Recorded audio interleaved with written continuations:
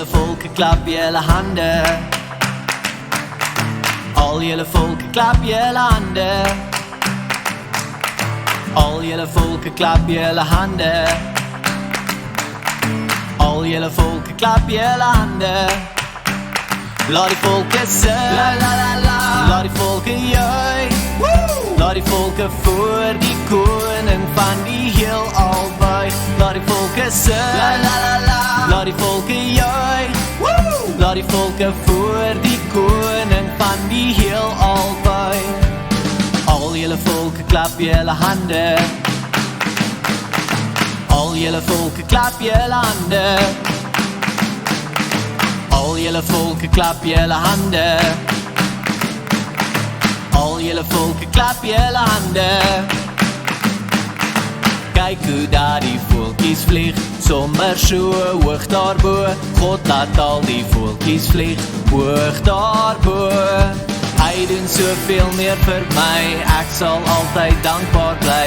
En my nie bekommer nie, hy's by my.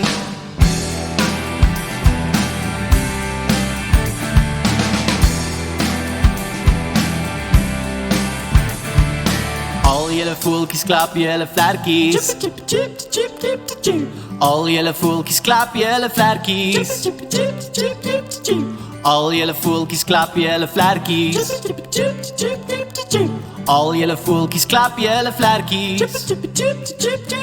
Daar's visies in die water, kyk hoe swemmel rond. Daar's voeltjies in die lug en daar's diere op die grond. Daar's blomme in die velde, daar's riete in die vlei.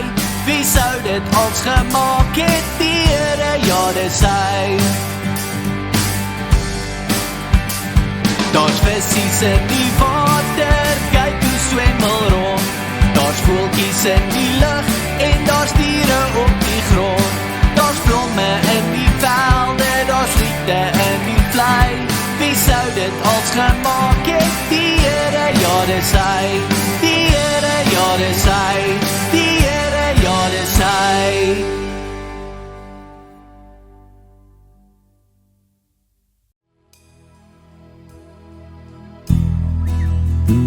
My God is so groot, so sterk en so magtig. Daar's niks wat my God nie kan doen. My God is so groot, so sterk en so magtig. Daar's niks wat my God nie kan doen. Die berge maak hy, die riviere daarby, die see en alles daarin. My God is so groot, so sterk en so magtig. Daar's niks wat my God nie kan doen. My God is so groot, so sterk en so magtig. Daar's niks wat my God nie kan doen.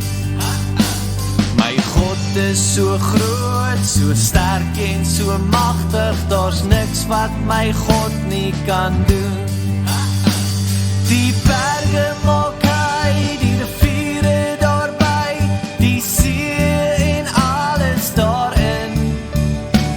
My God is so groot, so sterk en so magtig. Daar's niks wat my God nie kan doen.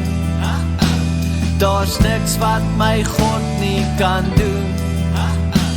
Daar's niks wat my God nie kan doen.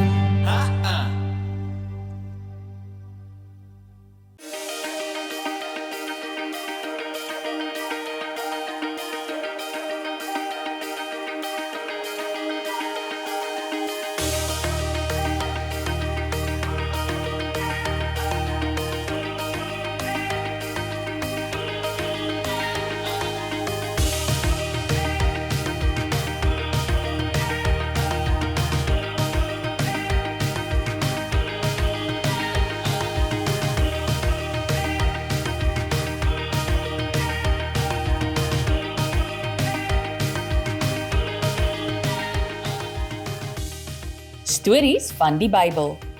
Baba Moses. Hierdie is Moses. Moses was 'n afstammeling van Josef se broer Levi. Josef en sy broers het baie kinders en kleinkinders gehad wat gelukkig in Egipte gewoon het. Uiteindelik het daar 'n nuwe farao aan bewind gekom wat niks van Josef of wat hy gedoen het geweet het nie. Hierdie farao was bang vir die Israeliete, maar daar so baie van hulle in Egipte gewoon het. Hy wou alle verdere ontwikkeling van die Israeliete stop.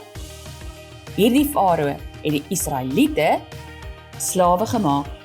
Hy het hulle lang, harde ure laat werk om die Egiptiese stede te bou. Maar sy plan het nie gewerk nie. Die Israeliete het net meer en sterker geword. Toe het die farao 'n wet gemaak dat geen Israelitiese seentjie toegelaat sou word om in Egipte te bly nie. En dit is waar Moses se storie begin. Toe Moses gebore is, het sy ma gesien dat hy 'n spesiale baba was en sy het hom 3 maande lank weggesteek.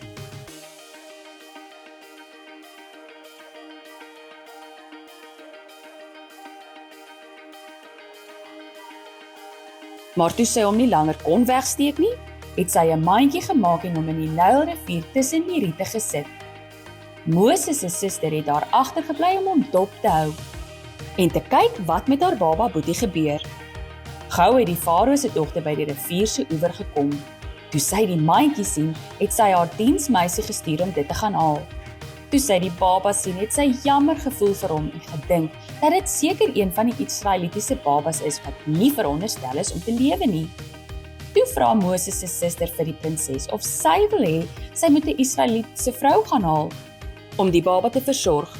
Moses se suster het toe hulle eie ma gaan haal. Moses se eie ma het hom versorg totdat hy oud genoeg was om in die paleis van die farao te gaan woon, waar die prinses hom as haar seun aangeneem het. En so het Moses, 'n Israelitiese seentjie wat nie veronderstel was om te lewe nie, die aangenome kleinseun van die farao geword en in die paleis gewoon, waar God hom voorberei het vir 'n groot taak, wat nog net begin het om te ontvou.